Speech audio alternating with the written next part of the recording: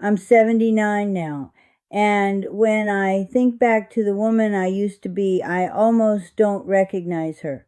My name is Eleanor, and for most of my life, I was a school librarian. Quiet work, patient work, the kind where you learn how to sit with people without intruding on them. I liked that. I liked order, routine, the soft rustle of pages, the feeling that every day had its place and every person had their rhythm. Even after I retired, I kept that same rhythm. I woke early, made my tea, opened the windows, and let the morning come in slowly. I lived alone for nearly 20 years after my husband passed, and I didn't think of myself as lonely. I thought of myself as independent. People hear that word and imagine stubbornness, but it wasn't that. It was familiarity. My house wasn't just a place, it was a map of my life. Every chair had a memory. Every creak in the floor had a reason. I knew how the light moved through each room at different times of day. I knew which step to avoid when carrying something heavy.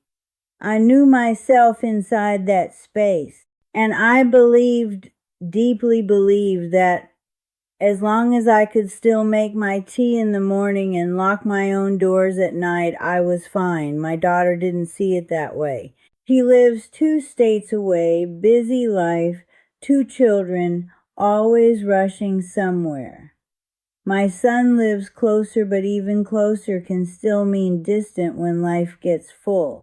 They started worrying about me sometime after I slipped in the garden. I didn't even break anything, just bruised my hip and pride more than anything else. But to them, that moment became proof that I was fragile, that I was one accident away from disaster.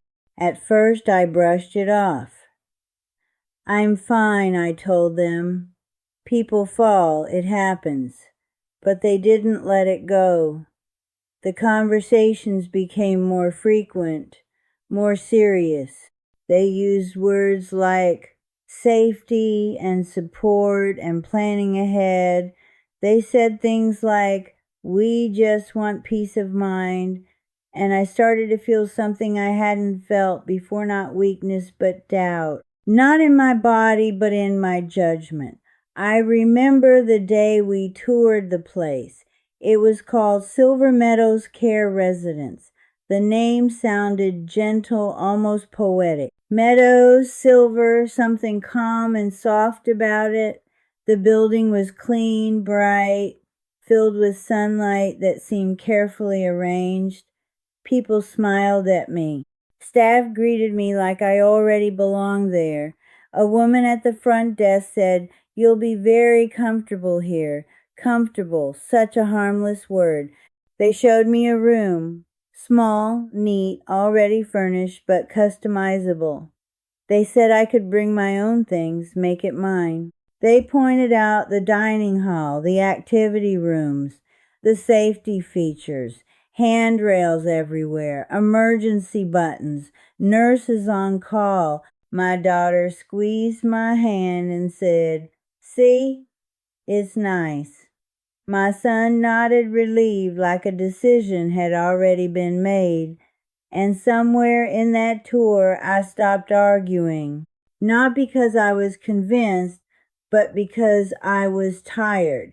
Tired of being the one holding the line while everyone else pushed. Tired of feeling like my independence was something I had to defend instead of something I simply lived.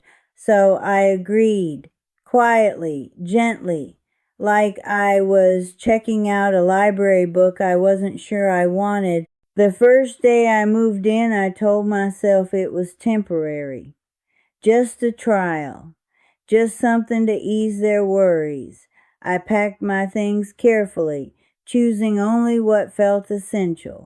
A few books, my favorite sweater, a framed photograph of my husband standing in the garden, smiling like he knew something I didn't.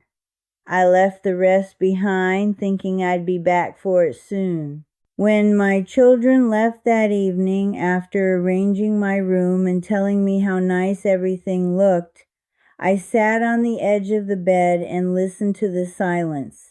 It wasn't the same silence as my house. That silence had layers, birds outside, distant traffic, the hum of something alive.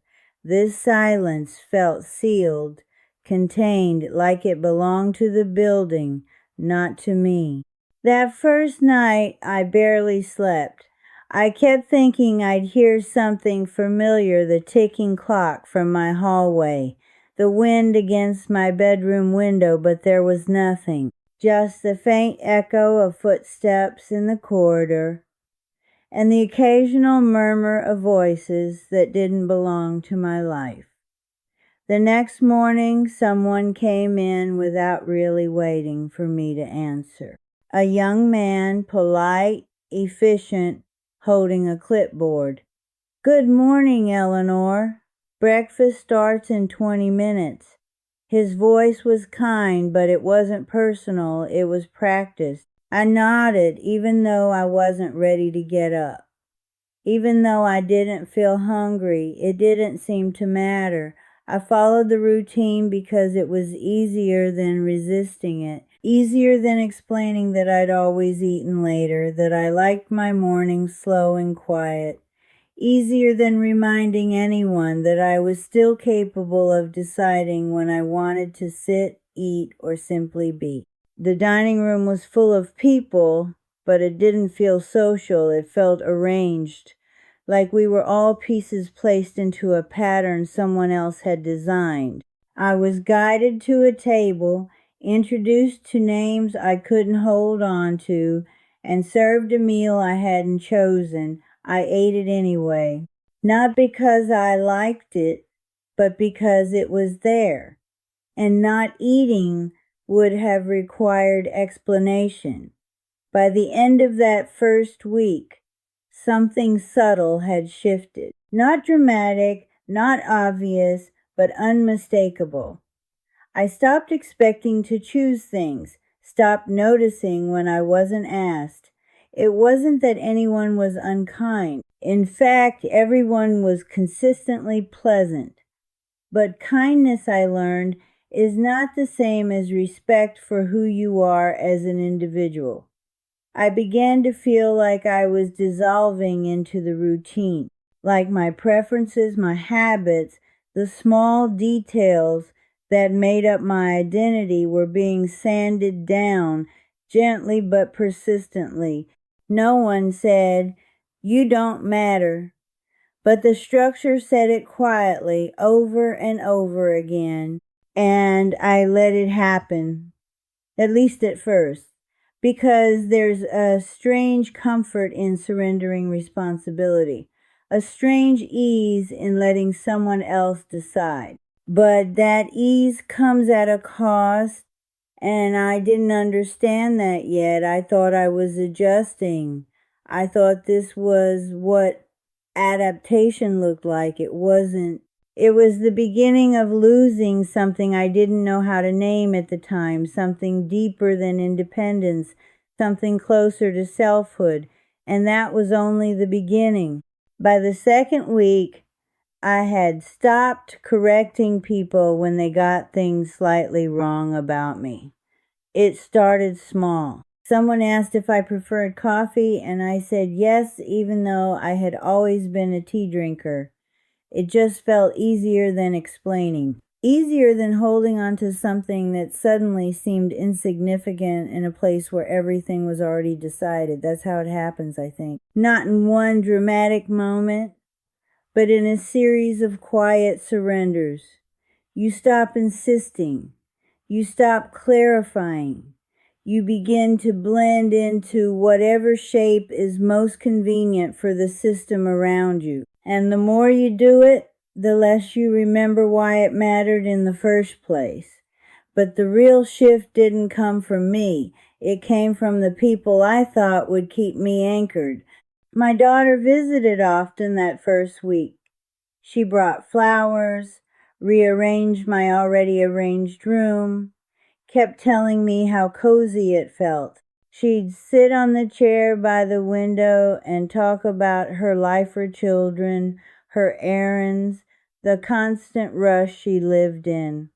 I listened, nodding, smiling, doing what I'd always done best, making space for someone else's world. My son came too, though less frequently. He'd stand more than sit, like he was always halfway out the door. "You doing okay?" he'd ask, and I'd say yes, because what else could I say in a room that already felt like it belonged to someone else? By the second week, the visits began to thin, not suddenly, gradually, like a tide pulling back so slowly you don't notice until you're standing on bare sand. My daughter called instead of coming. "I'll try to make it this weekend," she said. My son sent messages, short ones. "Hope you're doing well. Work's been busy." I read them over and over, not because they said much, but because they were all I had. At first, I told myself this was normal. They had lives, responsibilities. I had always raised them to be independent, to build their own worlds.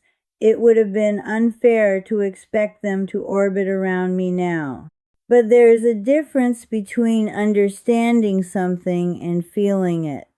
I began to notice how long the days were without interruption, how the hours stretched in ways they never had in my own home. There, time had been filled with small, meaningful actions. Here, time was something to be endured. I started watching other residents more closely, not out of curiosity, but out of a quiet need to understand what was happening to me. There was a man named Harold who sat near the window every afternoon. He always looked toward the parking lot like he was expecting someone. One day I asked him if he had visitors coming. "Used to," he said. "Just that. No bitterness, no elaboration. Just a statement like a fact you no longer argue with." There was a woman named Lillian who kept a calendar on her wall. Every Sunday had a small heart drawn on it. I asked her about it once. She told me her granddaughter used to visit on Sundays. I didn't ask when the last heart had been added. I didn't need to. It wasn't that their families didn't care. I could see it in the photos, in the occasional visits, in the way they spoke about them. The love was still there. But love, I realize, doesn't always translate into presence. Life has a way of absorbing people, pulling them forward, while you remain in a place that feels paused. And that's when the loneliness changes. It's no longer the quiet kind you choose, like the kind I had known in my own home. It becomes something heavier, something imposed, a loneliness surrounded by people, yet untouched by connection. I felt it most in the evenings, that hour between dinner and sleep, when there was nothing scheduled, nothing required, just time, too much of it. I would sit in my room looking at the photograph of my husband and wonder what he would say if he saw me there. He had always been a practical man, sensible, but he also knew me in a way no one else ever did. He knew how much I valued my space, my routines, the quiet control I had over my own life. I couldn't imagine him telling me this was the only option. By the third week, something else began to change, something that frightened me more than the loneliness. My body started to feel different, not suddenly weaker, but less certain. Movements that had once been automatic now required attention. Getting out of bed took a moment longer. Standing up from a chair felt heavier. At first I blamed the unfamiliar environment. The bed wasn't mine. The chair wasn't mine. The floor didn't feel like home beneath my feet. But deep down, I knew it was more than that. In my house, I had been in constant motion without realizing it. Small movements scattered throughout the day that kept me active. Here, everything was condensed, simplified, reduced. Meals were close. Activities were optional but repetitive. There was no need to move unless you chose to, and most people didn't. Not because they couldn't, but because there was no reason to. So I began to sit more, just like everyone else, and sitting turned into stiffness. Stiffness turned into hesitation. Hesitation turned into reliance in the armrest, on the wall, on anything that made movement feel safer. I remember the exact moment it truly scared me. I was trying to stand up from a low chair in the common room. It should have been easy. It always had been. But this time I couldn't do it in one motion. I had to lean forward, push down, adjust myself, try again. No one noticed, or if they did, they didn't say anything. But I noticed, and that was enough. I started paying attention after that, watching how quickly things could change. How people who once walked freely now depended on walkers, then wheelchairs, not always because of illness, but because of something quieter, something slower, a kind of giving in. There was a woman named Grace who told me she used to garden every day. I loved being outside, she said. Couldn't keep me in the house. Now she barely walked to the dining room without assistance. What happened? I asked her. She shrugged. I guess I just got used to not needing to. That sentence stayed with me. Got used to not needing to. I went back to my room that afternoon and sat on the bed staring at my hands. Hands that had shelved thousands of books, cooked countless meals, held my children when they were small. They didn't look different, but they felt less capable. And for the first time since I arrived, I felt something stronger than discomfort.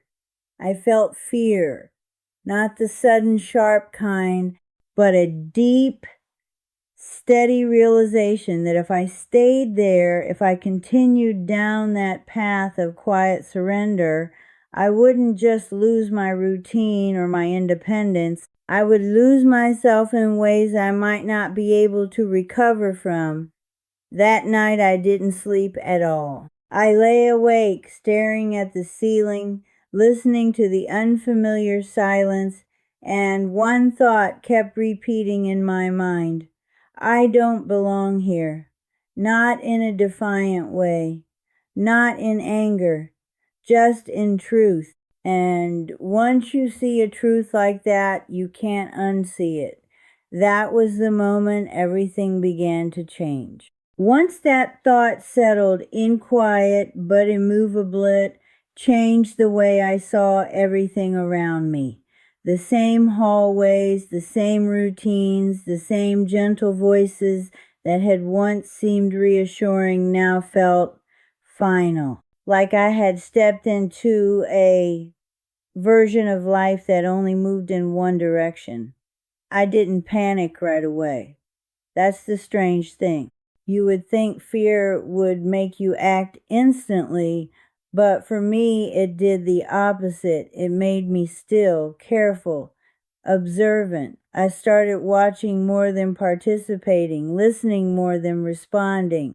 And what I saw, what I understood, slowly formed into something I couldn't ignore anymore. It wasn't just the people lived there, it was that they stopped leaving. Not physically at first.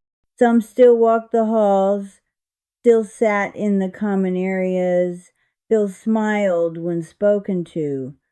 But there was a kind of settling that happened, a quiet acceptance that this was the last chapter and nothing beyond it needed to be considered. I saw it in the way people stopped talking about the future. Conversations were always about the past, or at most the next meal, the next activity.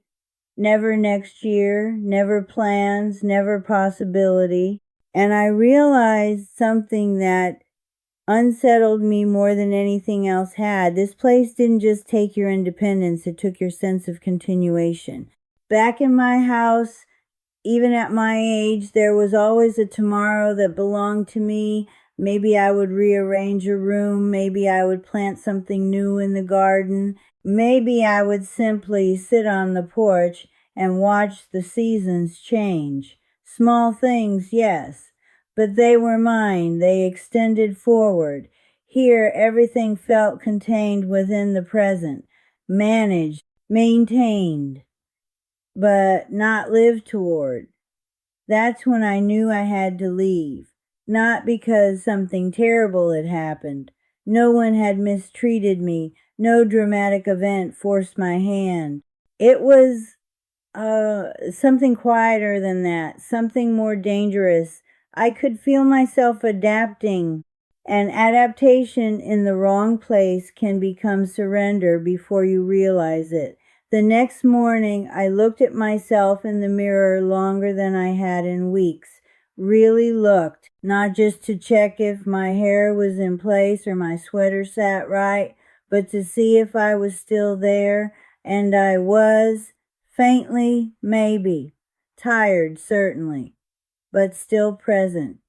That was enough. I began slowly to push back. At breakfast, when they brought me something I didn't want, I said so.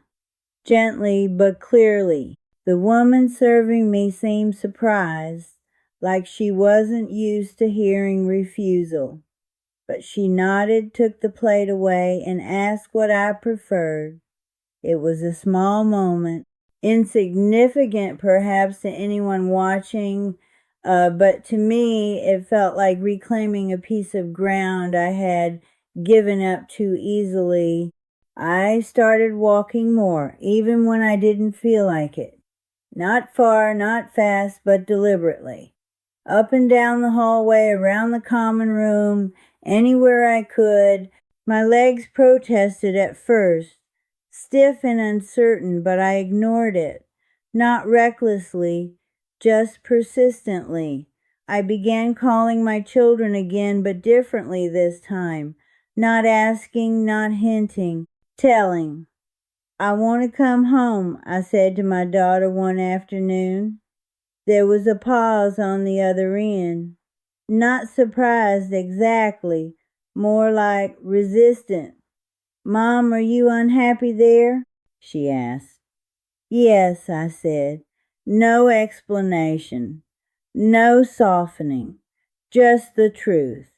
Another pause. "But you're safe," she said. That word again. Safe.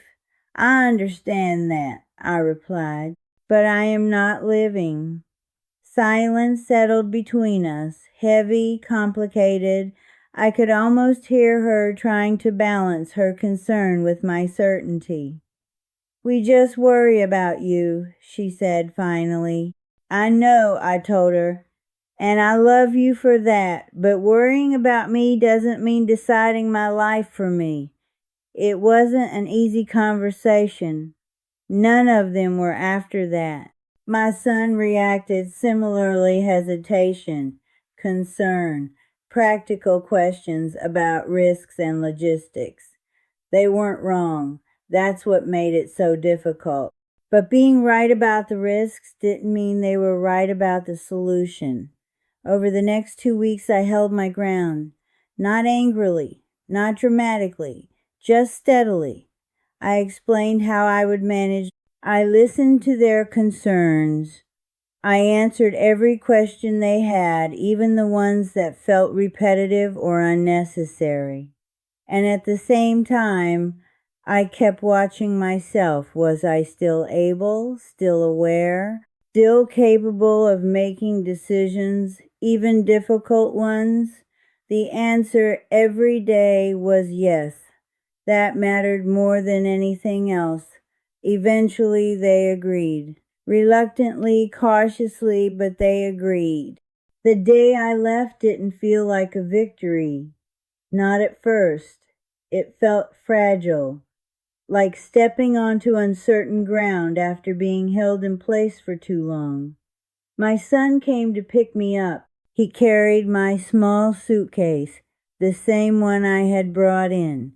We walked down the hallway together, past the rooms, past the people who had become familiar but not truly known. Some of them looked at me as I passed, not with envy, not even with curiosity, just with a kind of distant acknowledgement, as if they had once stood where I was standing, and the moment had already passed for them.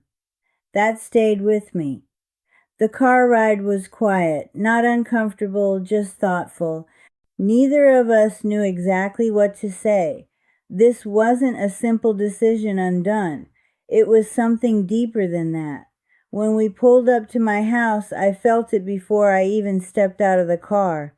Recognition, not just of the place, but of myself within it. The door opened the same way it always had. The air inside smelled familiar wood, books, something faintly floral from a candle I hadn't finished. Nothing had changed, and yet everything had. I walked in slowly, touching things as I passed. The table near the entrance, the back of the chair in the living room, the frame of the photograph I had left behind. My son asked if I needed anything. I told him I didn't. Not right then. When he left, I stood alone in the middle of the room and listened. This silence, this was mine. Not empty, not imposed, chosen. I sat down on my own chair, by my own window, and for the first time in weeks, I felt fully present. Not managed, not observed, just there. And I understood something with absolute clarity. Independence isn't about doing everything perfectly. It's not about eliminating risk or proving strength to anyone else. It's about remaining connected to who you are, even as things change. Yes, I am older now. Yes, there are things I must be careful about. I have made adjustments since returning home. Practical ones, thoughtful ones, but they were my choices. That's the difference. A year has passed since then. I move a little slower. I rest a little more. I am more aware of my limits, but I am also more aware of my life. Every morning when I make my tea, I notice the small things again, the way the light falls across the table, the quiet rhythm of the house waking up around me, the simple, undeniable fact that I am still here, still myself. And if there is one thing I have truly learned, it is this. You can give up your independence for comfort, for safety, for peace of mind. But if you give it up without understanding what it holds, what it protects, what it quietly sustains inside you, you may not realize what you've lost until it's almost too late to reclaim it. I came very close to that line, closer than I ever want to be again. So now I choose differently, not recklessly, not blindly, but consciously. I choose the life that still feels like mine, even if it's harder, even if it's uncertain. Because being present in your own life fully and honestly is worth more than being comfortable in a life that slowly forgets who you are.